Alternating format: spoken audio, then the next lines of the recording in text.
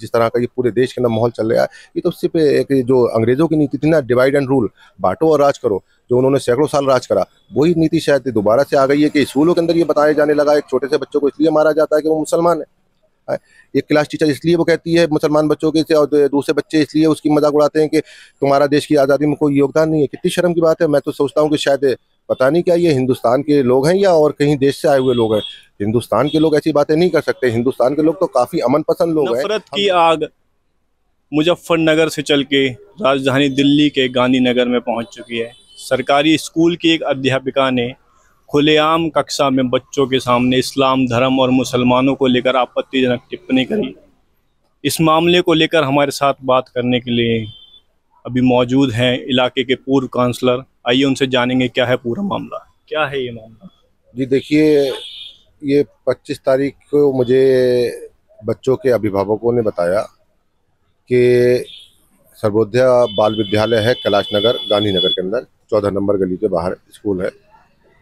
उसकी एक टीचर है, क्लास टीचर हेमा गुलाटी। उन्होंने बच्चों को बताया कि देश की आज़ादी में मुसलमानों का कोई योगदान नहीं है। खाने काबे का कलर काला है, पहले गीता आई बाद में कुरान आया। इस तरह की अगर ये कोई बात अगर क्लास टीचर कहती है बच्चों से, तो बताइए उसकी क्या मनोदशा हम कहेंगे और वो कहाँ समाज को ले जा रही है। जैसी पेरेंट्स ने मुझे बताया, मैं वहाँ पे पहुँचा, मैंने 100 नंबर पे फ़ोन करा और लोकल पुलिस को भी इसके बारे में बताया, प्रिंसिपल से भी बात करी। बहरहाल पुलिस मौके पे पहुंची, प्रिंसिपल से भी बात की। शिक्षिका आती है और कहती है कि हाँ मुझसे गलती हो गई, मगर कुछ चीज़ें ऐसी होती हैं जो माफ़ी के लायक नहीं होती है। आपने जो शब्द बच्चों के कानों में पड़ गए, बच्चों के दिमाग में पड़ गए, आप उन्हें कैसे बाहर निकालोगे। मैंने इसीलिए तुरंत उस समय कंप्लेंट दी और एक मुहिम चलाई। उस मुहिम के द्वारा कल जाके उसमें एफआईआर हुई। सारे आला अधिकारी, चाहे उसमें कमिश्नर हो, चाहे दिल्ली पुलिस के और आला अधिकारी हो, एसीपी डीसीपी, सब तक ये मैसेज पहुंचा। तो सारे के सारे अधिकारी सतर्क हुए और कल उसमें एफआईआर हो गई। तो प्रिंसिपल से जब आपने बात करी तो उनका क्या कहना था इस मामले में? देखिए, प्रिंसिपल ने मुझसे कहा कि गलती हो गई, उनका वे ये नहीं था। मैं सिर्फ इतना कहना चाहता हूँ, एक शिक्षक हैं वो, और जो वो पढ़ाती हैं बच्चों के दिमाग में जाता है और पूरी मैच्योर है। या तो उन्होंने हिस्ट्री नहीं पढ़ी है, अगर हिस्ट्री पढ़ी होती तो वो बताती कि बच्चों को कि देश की आज़ादी में मुसलमानों का भी उतना ही योगदान है जितना का हिंदुओं का। जितना हिंदुओं का योगदान है उतना ईसाइयों का भी है, क्रिश्चियन का भी है, और देश के हर उस नागरिक का योगदान है जो आज़ादी से पहले देश के अंदर था।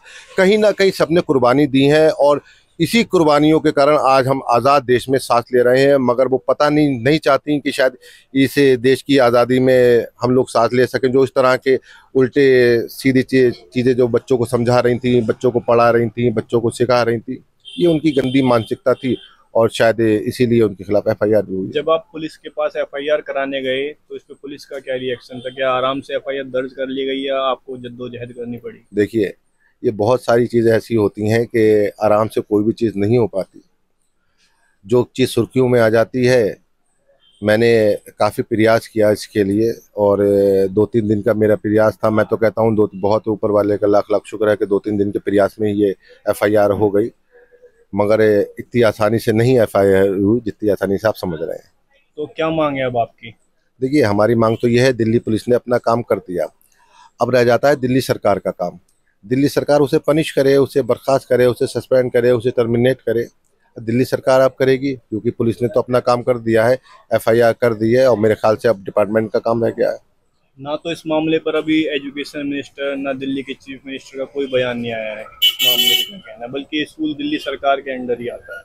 देखिए, मैं दिल्ली सरकार का कोई नुमाइंदा तो नहीं हूँ, ना ही मैं दिल्ली सरकार में हूँ। अब ये तो आप दिल्ली सरकार के ऑफिसरों से, उनके शिक्षा मंत्री से आप पूछें कि इस पे वो क्या कहते हैं, क्यों नहीं बयान दे रहे हैं, अभी तक क्यों नहीं शिक्षक को सस्पेंड करा गया है।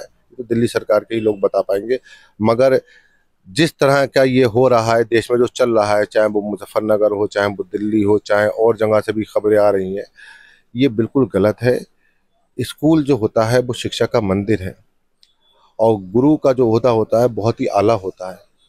बहुत ही अदब के साथ में, बहुत ही मैं तो कहता हूँ जो जो हमारे उस्ताद होते थे, जो हमारे टीचर्स होते थे, हम तो आज भी उन जब वो खड़े हो जाते तो उस जगह पे खड़े नहीं होते हैं। इतना एहतराम और इतना अदब हम देते हैं। और मैंने भी पढ़ाई करी है, मैं भी यूनिवर्सिटी प्रेसिडेंट रहा हूँ, यूनिवर्सिटी तक पढ़ा हूँ मैं।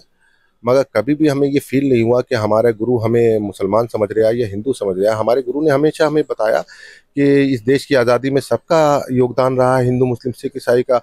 हमारे गुरुओं ने हमें बताया कि हमें आपसी भाईचारा बना के रखना चाहिए, एकता के साथ रहना चाहिए। देश को अगर खुशहाल बनाना है तो आपसी भाईचारा बहुत ज़रूरी है। मगर इस जो अब ये माहौल चल रहा है, जिस तरह का ये पूरे देश के अंदर माहौल चल रहा है, ये तो सिर्फ एक जो अंग्रेज़ों की नीति थी ना, डिवाइड एंड रूल, बांटो और राज करो, जो उन्होंने सैकड़ों साल राज करा, वही नीति शायद दोबारा से आ गई है कि स्कूलों के अंदर ये बताया जाने लगा एक छोटे से बच्चों को इसलिए मारा जाता है कि वो मुसलमान है। एक क्लास टीचर इसलिए वो कहती है मुसलमान बच्चों के से, और दूसरे बच्चे इसलिए उसकी मजाक उड़ाते हैं कि तुम्हारा देश की आज़ादी में कोई योगदान नहीं है। कितनी शर्म की बात है। मैं तो सोचता हूँ कि शायद पता नहीं क्या ये हिंदुस्तान के लोग हैं या और कहीं देश से आए हुए लोग हैं। हिंदुस्तान के लोग ऐसी बातें नहीं कर सकते। हिंदुस्तान के लोग तो काफ़ी अमन पसंद लोग हैं, हम जैसे लोग हैं, आप जैसे लोग हैं जो अमन की बातें करते हैं। ये फिरका परस्त लोग तो हिंदुस्तान में थे ही नहीं। ये कहाँ से आ गए ये लोग? इन लोगों को तो मैं कहता हूँ इन्हें तो स्कूल से बर्खास्त करो, इन्हें देश से भी निकाल दो। क्या लगता है इस नफरत के पीछे कौन लोग हैं? देखिए, ये नफरत तो दिमागों में बो दी गई है। अब कौन लोग हैं, किसने क्या करा, ये तो यही बताएंगे। मुझे तो लगता है इन्हें तो अच्छे किसी डॉक्टर को दिखाना चाहिए, साइकोलॉजिस्ट के पास जाना चाहिए, और ऐसे लोगों को तो इलाज करना चाहिए कि आप कहाँ गए। नफरत की दीवारें, नफरत के बीज एक छोटे छोटे बच्चों के साथ में आप कर रहे हो, आपको शर्म नहीं आती है? मुजफ्फरनगर की घटना से मुझे ये देख के कि वो वीडियो जिसने भी देखा, चाहे हिंदू ने देखा, चाहे मुसलमान ने देखा, चाहे सिख ने देखा, चाहे ईसाई ने देखा, उसकी आंखों में आंसू आ गए। एक छोटा सा बच्चा जिसकी उम्र ये नहीं है, जो अपने ढंग से नाम नहीं ले सकता, उसे इसलिए मारा जा रहा है कि वो मुसलमान है। कितनी गलत बात है। और और वो टीचर जो बिल्कुल मैच्योर है, मतलब मैं समझता हूँ कि एज से भी मैच्योर है और शिक्षा से भी मैच्योर है, वो शिक्षक उसे इसलिए पिटवाती है कि मुसलमान है। तो इससे ज़्यादा और शर्म की क्या बात होती है? देश का मैं समझता हूँ ऐसे लोगों के कारण मैं समझता हूँ इस देश का बस क्या होगा मुझे खुद नहीं पता।